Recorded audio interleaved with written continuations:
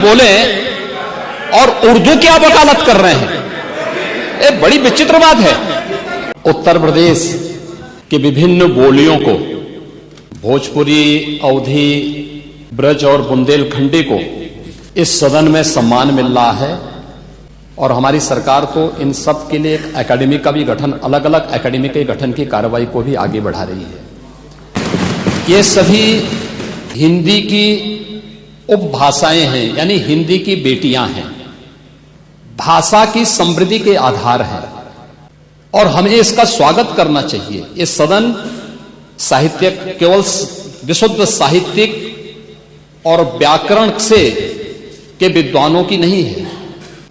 आम जन का प्रतिनिधित्व करने वाले माननीय सदस्य समाज के विभिन्न तबके से आए हैं। अंतिम पायदान पर बैठे हुए व्यक्ति की आवाज को भी इस सदन में मुखरता मिले। इसके लिए अगर किसी को हिंदी में वह धारा प्रवाह नहीं बोल सकता तो उसको भोजपुरी में भी अपनी बात को रखने का अधिकार मिलना चाहिए। अवधी में, ब्रज में या बुंदेलखंडी में उसको रखने का अधिकार मिलना चाहिए। ये कौन सी बात हो गई कि भोजपुरी में ना बोले, अवधी में ना बोले, इसका विरोध अंग्रेजी का, बुंदेलखंडी में ना बोले और उर्दू की आप वकालत कर रहे हैं। ये बड़ी विचित्र बात है। आप मुझे बताइए, मैं इसीलिए कहता हूं कि आप समाजवादियों का चरित्र ही इतना दोहरा हो चुका है, इतना दोहरा हो चुका है कि अपने बच्चों को भेजेंगे इंग्लिश पब्लिक स्कूल में और दूसरों के बच्चों को बोलेंगे कि एक गांव के उस विद्यालय में पढ़े जहां संसाधन भी नहीं है।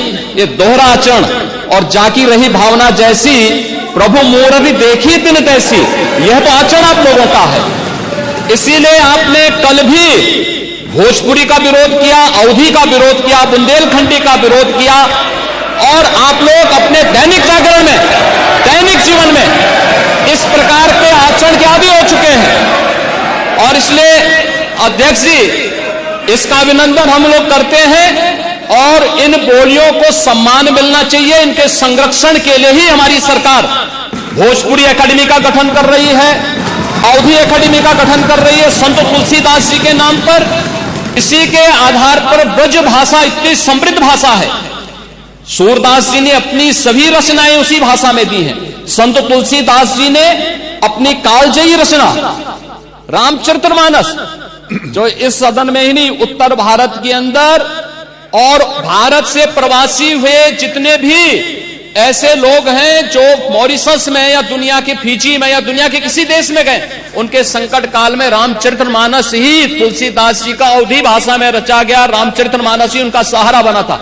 और आज जब उसको सम्मान मिल रहा है तो आप उसका विरोध कर रहे हैं। बड़ी विचित्र सी स्थिति है।